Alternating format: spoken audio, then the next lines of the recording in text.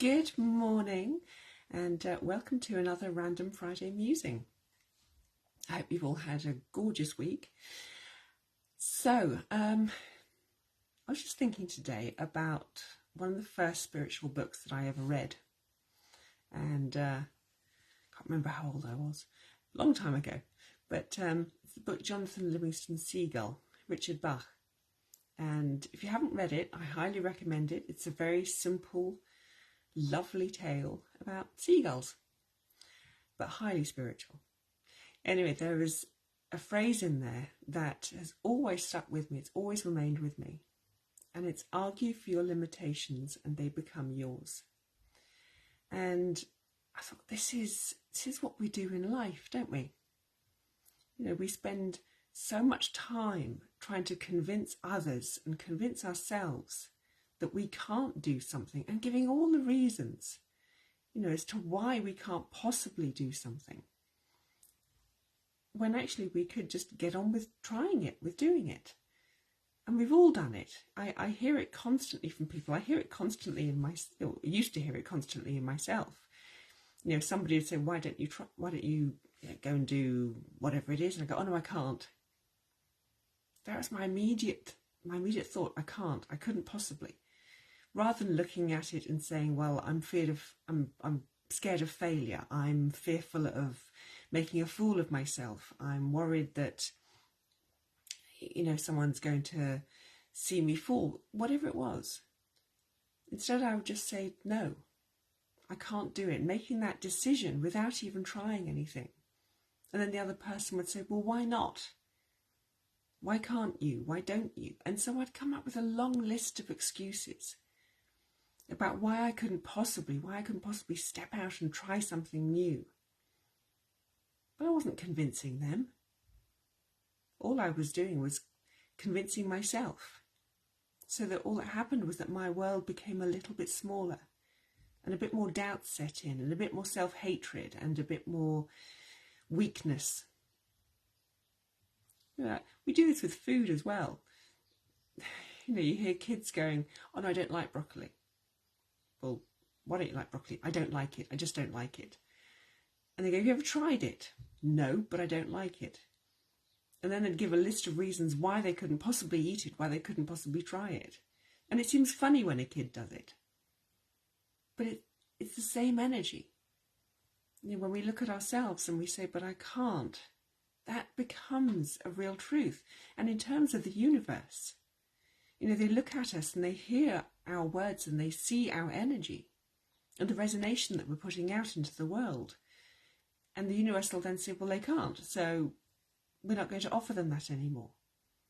They've already decided that they are this powerless, this weak, this ineffectual. So if that's what they're resonating with, well, that's what we're going to send them. You know, it's come through from being judged. You know, when we're at school or perhaps in the family or amongst friends, we judge others. We judge their work. We judge what they've said. In school, we're given a grade. Yes, doesn't it seem crazy? We're actually given a grade to tell us whether or not we are good enough as a person. We're always good enough. We are given a list of our failures. You know, to me, this is always what a report card was. It wasn't a list of how well I did. It was a list of all my failures, all my failings, where I simply wasn't good enough. And is it any wonder then we grow up and we stand up in life and we start saying, no, I can't do that, because in the back of our mind is this report card that comes up that says, look, this term you failed. In this lifetime you have failed. In this year you haven't been enough. It's insidious. It gets right inside of us. So that eventually when someone says something, you know, why don't you try something new? We just don't want to, because we carry that immense burden of never having been good enough. You know, Conversely, if you're the kind of person who walked out of school with all A grades and A stars and told they're amazing, then they may not step out into something new because the fear of not getting that highest grade, of not being perfect at something, this can also stop them. And so, bit by bit, we shut down. Bit by bit, we stay within a comfort zone, too scared to step out, too scared to experiment, thinking this is my little safety zone here. This is where I shine. This is where I know what I can and can't do. But then there are so many experiences out in the world and people to meet and so on, and we just don't go and do it because always that worry of being found wanting, of failure. We need to put all this aside and just recognise that the limitations we have been given, they're just in our mind and they have been given to us by other people. They have been placed upon us like a cloak, and that we can now make that choice to take that cloak off and to actually believe in ourselves and to know that we are unlimited. We always have been. And it then becomes not about saying I can't do something, but rather I don't want to. It doesn't interest me. You know, like if you ask a 90-year-old, do you want to go to a nightclub? And they go, well, I could, but I don't want to.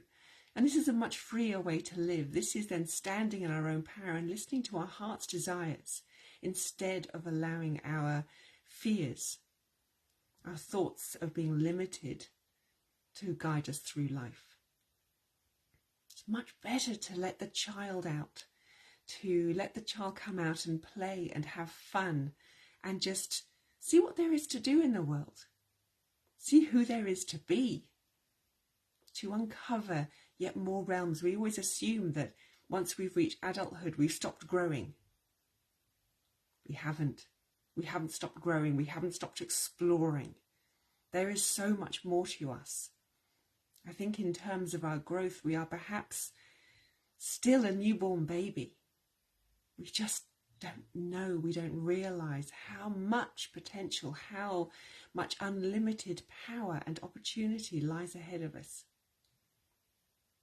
And yes, it can be tough to get past those limitations, even now as I speak and think, goodness, I could go out in the world and do anything. There's a little part that goes, oh, it's scary. That's okay. Just acknowledge it. As that book said, the book I've never read, but I've always seen the title. Feel the fear and do it anyway. What's to lose? Nothing at all. What's to gain? Who knows? Joy, happiness, adventure, anything. Let's go play, because the world is our playground if we choose to see it that way. And as I said, we're still kids. So let's go have fun. Let's go be unlimited. Let's go flying high. High as that seagull wants to fly. So that was my thought for the day.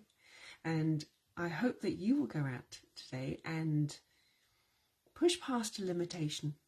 Put it aside and just go and do something that is new, exciting. Try it. See how it feels. So thank you for joining me here for Random Friday Musing. I wish you an awesome weekend and I look forward so much to seeing you again next week. Many light blessings. Bye bye.